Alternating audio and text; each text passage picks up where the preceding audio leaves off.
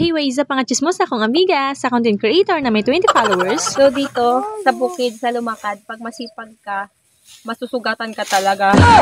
Masipag ka na nun. Masipag talaga ako. Masipag ka na. Hindi lahat ng may sugat na sipag, ha?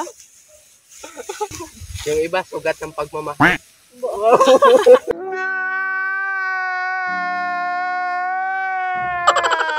Pero kahit nasugatan, ani, pag-isyapon. Yung video na yan, nakaraang taon pa.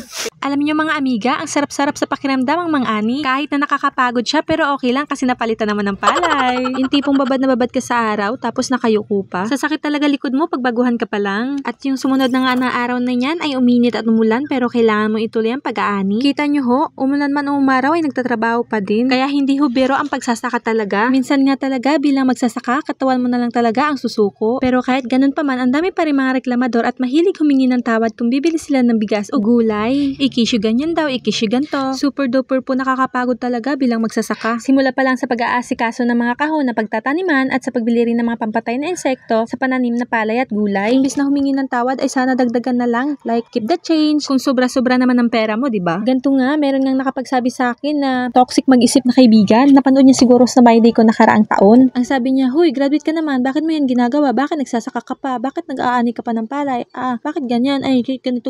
Ay, yan. Dami niyang hanash. Ayaw ko na lang mag-talk. Ay, nako. Pero shout out sa mga dabis kong auntie dyan. Auntie Nining, Auntie Uting sa Bulukot, at Auntie Janet o si Auntie Inday pa. Kahit wala yan sa Araceli, may basakan din yan. Andito lang ako, si Baby Shaolin. Huwag niyong kalimutan sa darating na anihan. Nakahandang masugatan ulit ng anong ba tawag dyan? Gapas. May budget man ako o wala, may trabaho man ako o wala, nandito lang ako nakahandang umuwi sa Araceli. So ngayon, nilipat kami ng pwesto. Wala, sige, sarap. Lilipat kami ng pwesto. Dito daw kami kasi, ano daw doon. Doon, matama. May go, mantasin na. Limbal nga ni.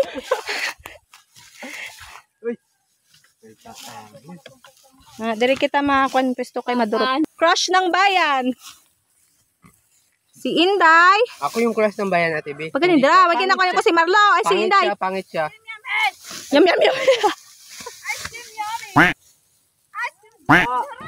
At sa mga oras na nga na iyan ay naghahakot na kami para maumpok at matalian ng mga naani naming palay. At sa isang araw lang ay nakatapos kami sa basakan ng 10 kahon lang naman. Huy, charis lang. Ayan guys, yung mga na ano namin. Guys, ay machismos ako mga amiga. Ayan, ng mga naani namin. May ko yun nun. Kaya yung accent kasi siya kaya. Sa din yan, hard trap ng RCL din yan. How about me naman, Ate B? Ano si Inday?